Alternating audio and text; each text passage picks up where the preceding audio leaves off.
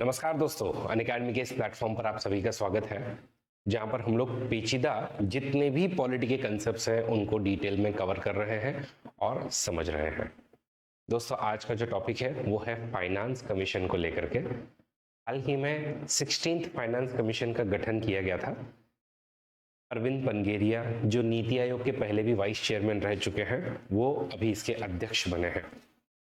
इनको मेनली बहुत सारे काम दिए हुए हैं कि खास करके हमारे कंट्री में जब पॉपुलिज्म बढ़ रहा है, खास करके जब हमारे यहाँ पर फिस्कल डेफिसिट वगैरह बढ़ रहा है, तो क्या इस केस में हम लोगों को कैसे अपने फाइनेंसेस को सुधारना होगा। और देखिए, पैसा है तो सब कुछ है।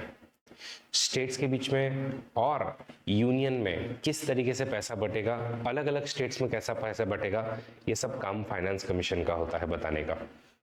इनफैक्ट इसको balancing fiscal wheel of federalism भी हम लोग कहते हैं।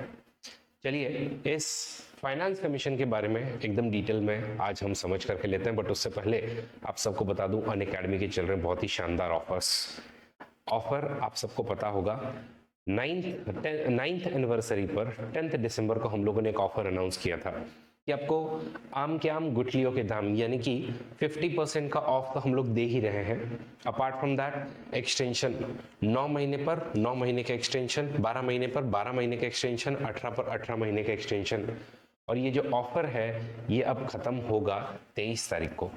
तो आप लोगों के लिए एक हफ्ता और एक्सटेंड हो चुका है। बकायदा आप इस ऑफर का लाभ जरूर लीजिएगा। 5 दिन, आई थिंक 5 दिन और एक्सटेंड हो गए हैं। तो जीएस, सीसैट, टेस्ट सीरीज, ये सब तो आपको मिलेगा ही। Unlimited access to all the batches, mains test series, 1-to-1 mentorship वगैरह वगैरह, ये सभी बेनिफिट्स अनअकैडमी पर आपको मिलेंगे। इन सभी बेनिफिट्स का लाभ लीजिए। हमारी बहुत सारी बैचेस, चाहे आप इंग्लिश, हिंदी, इंग्लिश सभी की बात कीजिए, सब लाइव आ चुकी हैं। जैसे अगर हम हिंदी की बात करें तो शिखर बैच, इंग्लिश की बैच करें तो आरंभ बैच, इंग्लिश की बैच करें तो इग्नाइट बैच, तीनों मीडियम की हमारी बैचेस आ चुकी हैं। ये कंप्लीट कवरेज आप लोगों को करवा करके देगी। देन अगर आप लोग अपना ऑप्शनल का प्रिपरेशन कर रहे हैं तो Prateek Naik sir history, Chandramouli sir geography, Hema Bindu anthropology और सोशियोलॉजी जैसे सब्जेक्ट्स भी आपके शुरू हो रहे हैं। अगर आप में से कोई ऐसा है जिसने मेंस क्लियर कर ली है और वो चाहता है कि जिस तरीके से हमने पिछले साल 1-to-1 गाइडेंस दिया था आदित्य श्रीवास्तव, दोनोरू रेड्डी, वरदा खान, दीप्ति रोहिला या फिर कशिश बख्शी को, उसी तरीके से आपको भी गाइडेंस मिले। आपके प्री डैफ, आफ्टर डैफ, इस पर हम लोग सेशंस लें, आपका 1-to-1 इंटरव्यू लें, तो मेरा सजेशन है जल्द से अपने आप को एनरोल कीजिएगा। इन सब प्रमोशनल ऑफर्स की बात करने के बाद में हम शुरू करते हैं फाइनेंस कमीशन की बात। सबसे इंपॉर्टेंट बात है, इसका आर्टिकल क्या है? आर्टिकल नंबर है 280। क्या है इसका आर्टिकल? आर्टिकल नंबर है 280। इसके अगर कंपोजिशन की बात करें तो कंपोजिशन के बारे में कहीं पर भी हमारा कॉन्स्टिट्यूशन किस तरीके से इसका कंपोजिशन होना चाहिए उस पर बात नहीं करता है।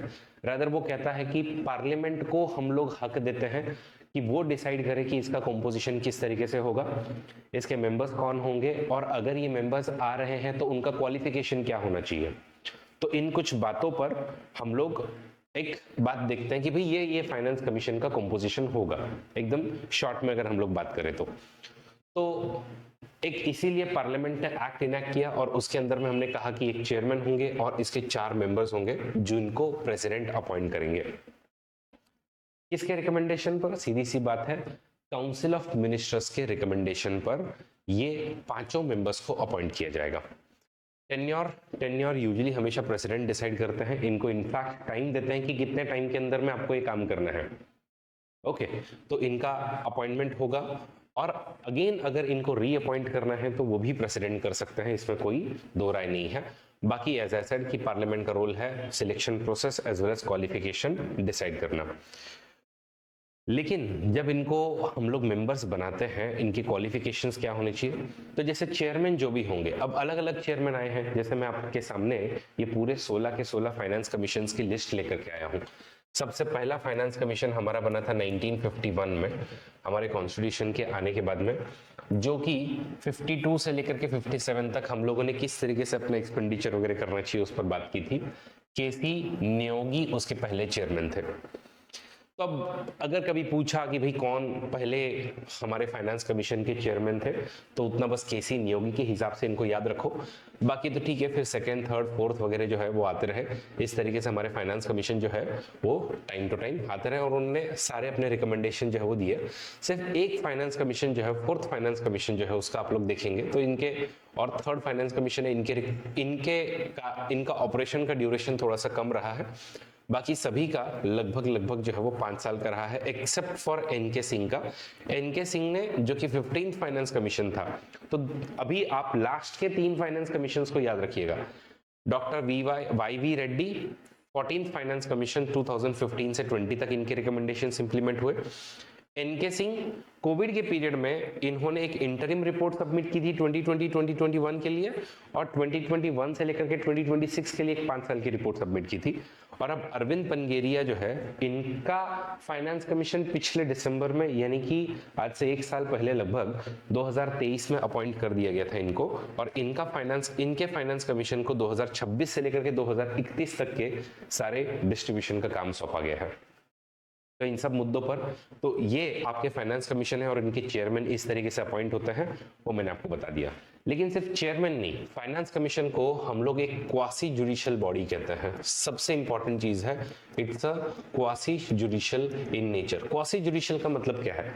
क्वासी जुडिशियल का मतलब है कि आधा इसके अंदर में कुछ न कुछ जुडिशियल कैपेसिटी के लोग होंगे, इनके पास में समनिंग की पावर है, इनके पास में बाकी भी कुछ कोर्ट की छोटी मोटी पावर्स होती है।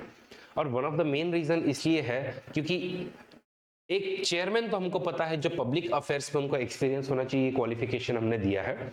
बट अपार्ट फ्रॉम दैट, अगर हम मेंबर्स की बात करें तो मेंबर्स के अंदर में एक हाई कोर्ट का जज होना चाहिए, या फिर जो हाई कोर्ट के जज का क्वालिफिकेशन रखता हो ऐसा व्यक्ति।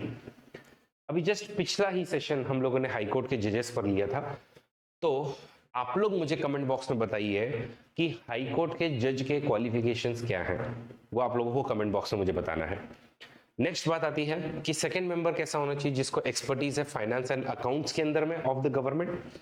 तीसरा एक ऐसा पर्सन हो जिसको फाइनेंशियल मैटर्स एंड एडमिनिस्ट्रेशन में वाइड एक्सपीरियंस हो। और चौथा एक ऐसा पर्सन हो जिसको स्पेशलाइज नॉलेज हो इकोनॉमिक्स में, मतलब थोड़ा सा फाइनेंस, इकोनॉमिक्स, अकाउंट्स, ये सब उनको आना चाहिए।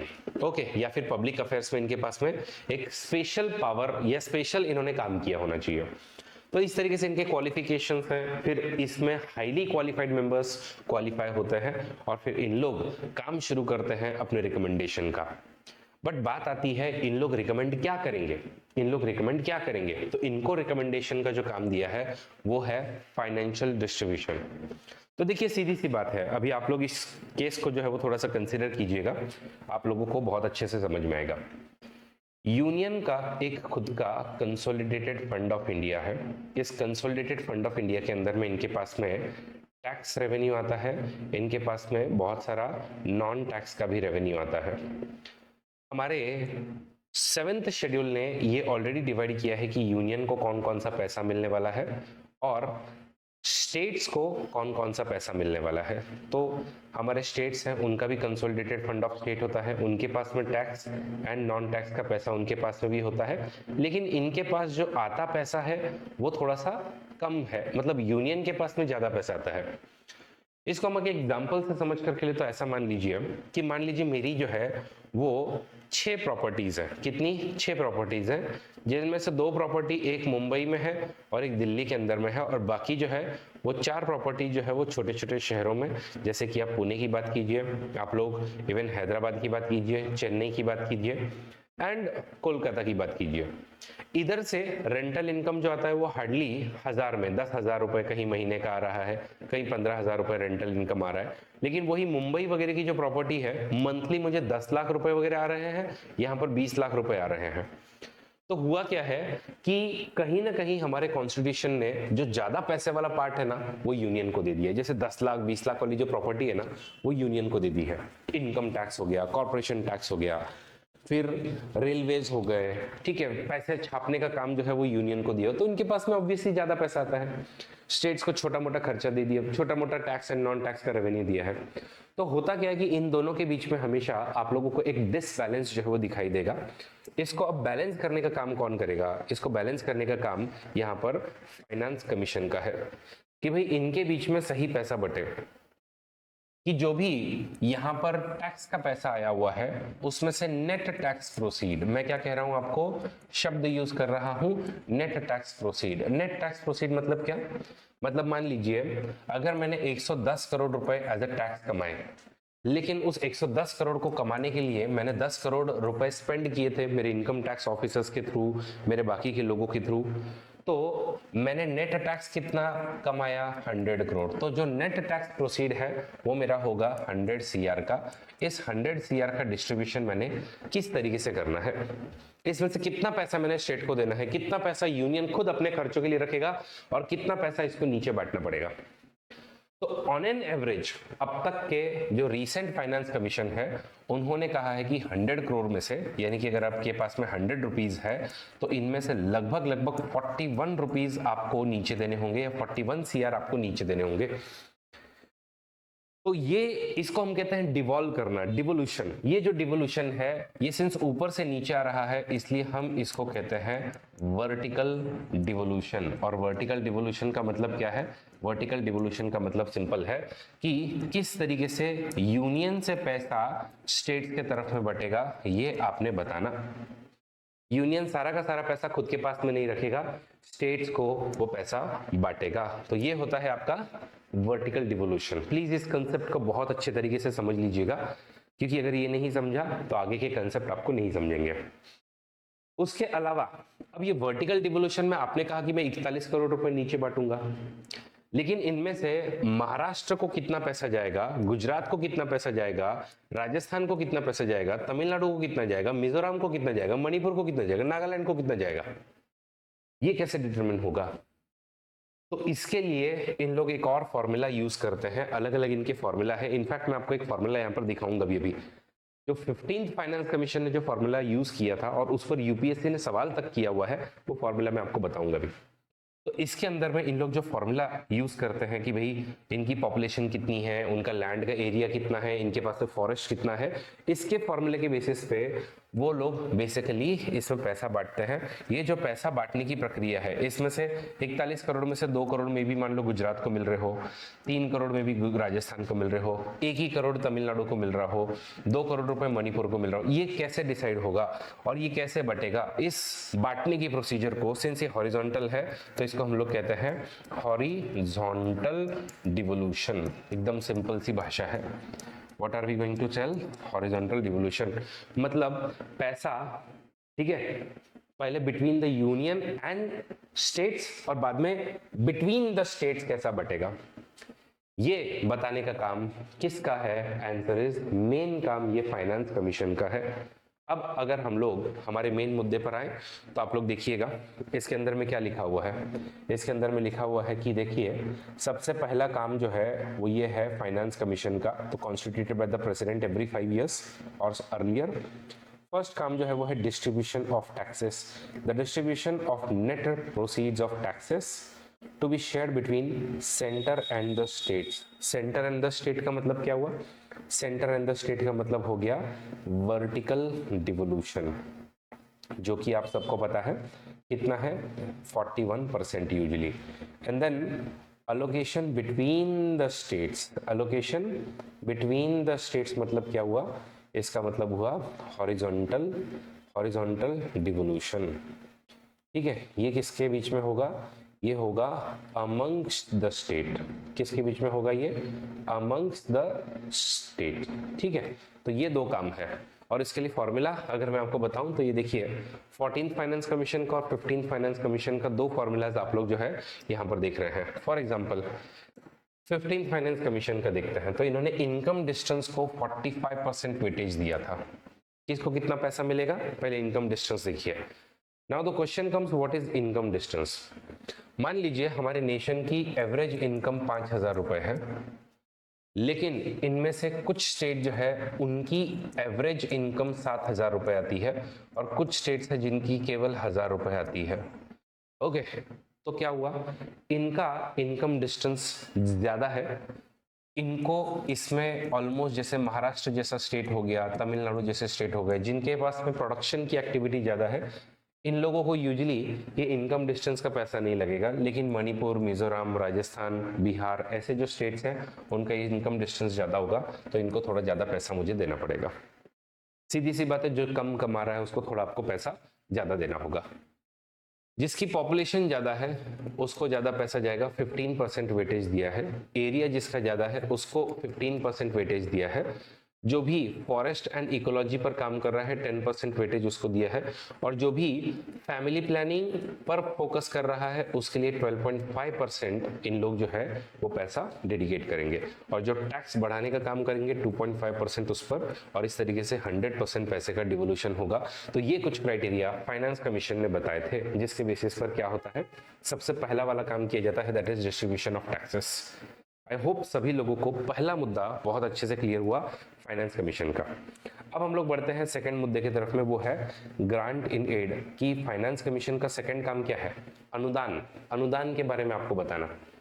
तो देखिए, ये जो ग्रांट्स आई थी, तो स्टेट जो होता है ना, स्टेट कोई भी एक जो स्टेट होता है, उस स्टेट को यूनियन से, मतलब उस स्टेट के अगर फाइनेंसेस के सोर्सेस अगर हम लोग देखें, तो एक मतलब खुद का टैक्स सोर्स, एक मतलब खुद का नॉन टैक्स का रेवेन्यू का सोर्स होगा। फिर यूनियन से जो डिवोल्यूशन मिला है, यानी कि कुछ पैसा जो कि हमारे आर्टिकल नंबर 280 के क्लॉज नंबर 1 में लिखा हुआ है कि भाई तुम कैसे बांटोगे, तो वो हो गया। और अगला जो है वो है, इनको ग्रांट्स भी मिलते हैं। ग्रांट्स मतलब अनुदान। तो ये अनुदान जो है वो कुछ कुछ केसेस में फाइनेंस कमीशन सजेस्ट करता है कि कैसे कैसे अनुदान इनको देने होंगे। तो ये अनुदान मतलब और ग्रांट कि ये हम तुमको और पैसा दे रहे हैं। उसके अलावा लोन होता है, तो यूनियन लोन भी देता है, और ये खुद भी लोन जो है वो रेज कर सकते हैं। तो ऐसे अलग अलग तरीकों से स्टेट के पास में पैसा आता है। तो इसमें से ग्रांट्स यानी कि अनुदान जो डिवोल्यूशन से अलग है, तो इनके लिए स्पेशल ग्रांट दिलवाते हैं।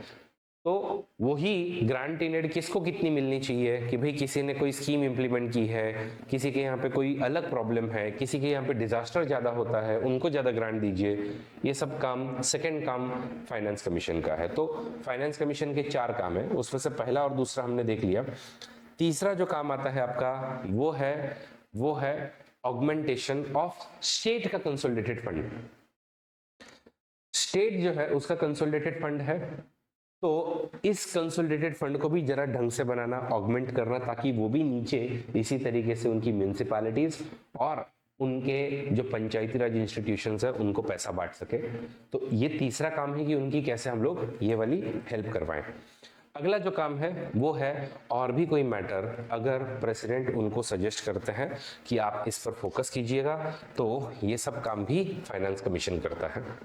तो गाइज, मोटा मोटी इस सेशन में हम लोगों ने देखा फाइनेंस कमीशन का कंपोजिशन किस तरीके से होता है, finance commission vertical and horizontal devolution किस तरीके से करता है, उसके कुछ क्राइटेरियाज क्या है, and last but not least grant in aids वगैरह किस तरीके से जाते हैं। और इन सब के वजह से होता क्या, अगर फाइनेंस कमीशन नहीं होता, रूलिंग पार्टी अपने ही जहां जहां पर रूल है उन्हीं लोगों को बस पैसा बांटती थी। लेकिन फाइनेंस कमीशन की बदौलत सबको पैसा मिल रहा है, एंड इसीलिए हम इसको balancing wheel of fiscal federalism of India कहते हैं।